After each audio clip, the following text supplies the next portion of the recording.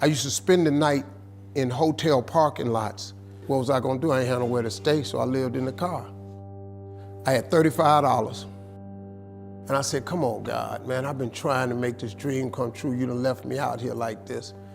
And I was crying so hard that he just said, I didn't like hear a voice or nothing, but he spoke to me in Harvey. He said, if you get up, I'm gonna take you places you ain't never been.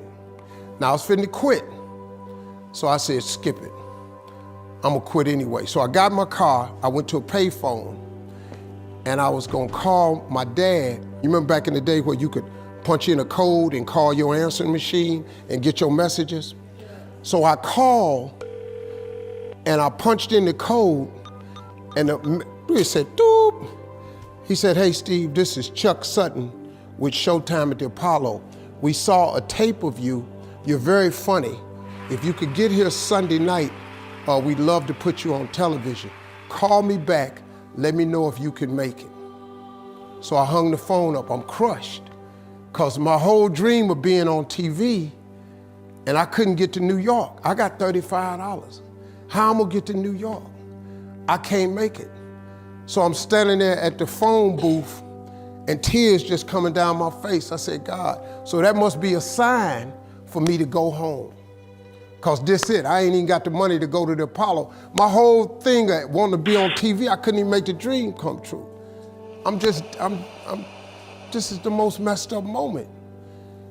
And so I said, man, let me call this dude back and see if he said this Sunday. Cause maybe he said next Sunday and I can hustle up a little bit of money or something. I don't know what I'm gonna do, but let me just call him back. So I called him back. Steve, this is Chuck Sutton, Showtime at the Apollo. We saw a tape of yours. You're very, very funny. Look, we have an opening Sunday night at Showtime at the Apollo. If you can make it, we'd love to put you on TV. I said, it's this Sunday. Before I hit the button, I heard, doop, you have another message. Now, it wasn't there before. So I punched my code in, I listened to the second message. It said, Steve Harvey, this is Tom Sobel from the Comedy Caravan. This was a Thursday.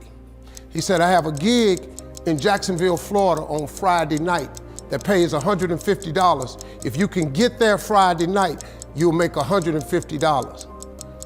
So I called him back and I said, hey Tom, did you get a gig away? He said, no, it's still available. He said, can you get there? I said, I'm in Pensacola, Florida. I'm 3.5 hours away. So I drive to Jacksonville, Florida, and that night I made the 150. The club owner said, man, you funnier than the guy we hired. If you stay tomorrow night, I'm gonna give you another $150. So now I got $300 now.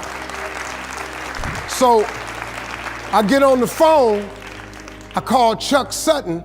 I say, hey man, is the gig still available at Showtime at the Apollo? He said, yeah, we got one opening left. I said, I'll be there. So I called Eastern Airlines, who used to be open back then. They had a special for $99 going from Jacksonville, Florida to New York round trip. So I parked my car at the airport. I got it.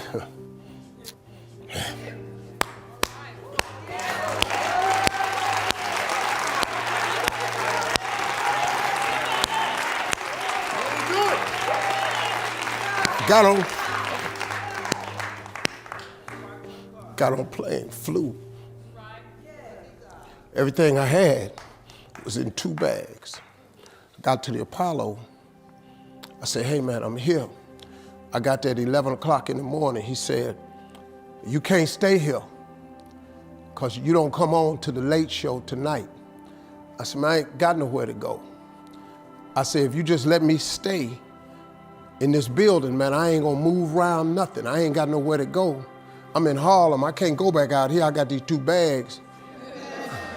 I got victim wrote all over me, man, so. He said, all right, if you go upstairs, don't come down. So he put me in the dressing room on the 6th floor. So that's where all the comedians was. So I stayed up there. I got hungry around 3 o'clock, man, I couldn't take it no more. So I went back downstairs, a dude named Alton Liston. I said, hey man, he said, man, I thought I told you, don't come down them damn steps. I said, hey man, I'm just hungry, man. I said, let me go to that KFC I saw on the corner, just let me get some chicken, I'll come right back. He said, man, if you ain't back in 20 minutes, you ain't getting in this building. So I went, bought me some chicken, came back. So the comedians started coming in the building. They started coming up on the 6th floor. So I meet this guy named D.L. Hughley. I introduced myself, he introduced himself. I'm sitting there, another guy come in named Dwayne Johnson. Then this other dude walked in named Jamie Foxx. And I introduced myself. We don't know each other, ain't none of us famous. It's 1991, man. They gave everybody the lineup. I was on the last show of the night. I don't go on to 11 at night. I done had this 4 pieces of chicken. I'm starving, man. That chicken done wore off. I'm nervous, man. I'm about to throw up. D.L. Hughley went downstairs. D.L. Hughley got booed off. Dwayne Johnson got booed off. Jamie Foxx went down there and got booed. They booed Jamie, then Jamie started singing. And then they started clapping. And Jamie had their ass, then he went back to them jokes, and they got his ass. So I'm walking down the steps and I see Jamie sitting on the steps. I said, hey man, hang in there. He said, man, that ain't never happened to me before, man. This is crazy. This Jamie Foxx, man, one of the most talented people in all of comedy. And now, you don't even know how nervous I am, man. I can't even, my breathing is shot because these dudes been booed. So I walk out, I had wrote this joke. Mike Tyson had got in a fight in Harlem with this heavyweight named Mitch Green. Mike Tyson had hit the dude in the eye in the store. Now he was on the news, his eye was swollen. So the joke I wrote was, they was interviewing Mitch Green and he was telling everybody what happened, but his eye took over the interview. And I wrote this joke that his eye started talking and was just, I tell you what happened. The heavyweight champ's fist is coming towards my face. I just said, Lord, Lord, Lord. And I wrote this whole joke about this dude's eyeball talking. And when the punch came, and all this here, the Apollo, man, they went crazy. They lost their mind. I got a standing ovation, man. I walked off stage, man, just started crying. I couldn't believe it. They paid me. I made $750 for being on TV for one night. I'd never made $750 telling jokes in one night.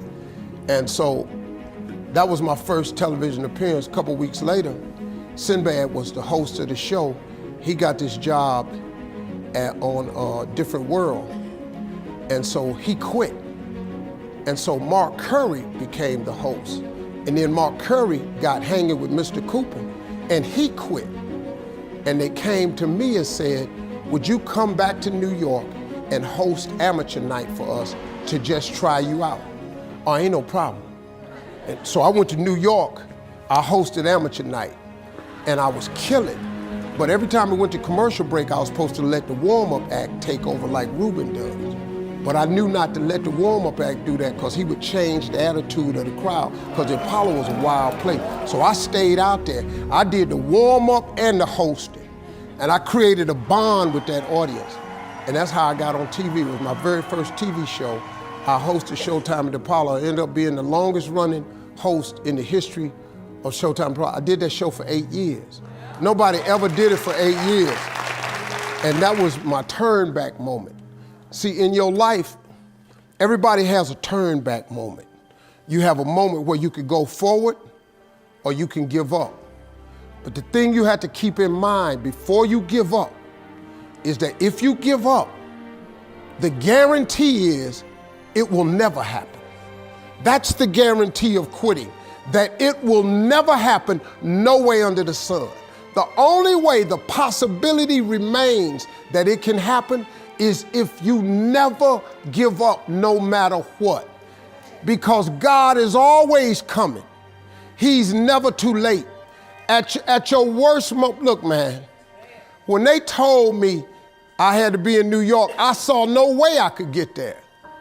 But that God though, he make the phone ring.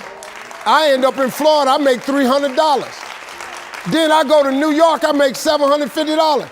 Almost got $1,000 out of nowhere. That's what happened to me. That was my moment of never giving up. That's when I first learned that faith was everything, that you have to remain faithful.